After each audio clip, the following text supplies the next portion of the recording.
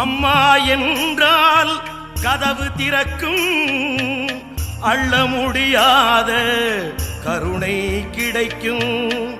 அம்மா என்றால் வெளிச்சம் பிறக்கும், அதிலே உலகம் தான் நடக்கும்.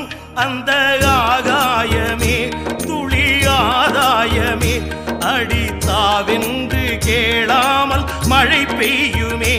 அன்னை ஆன்மீக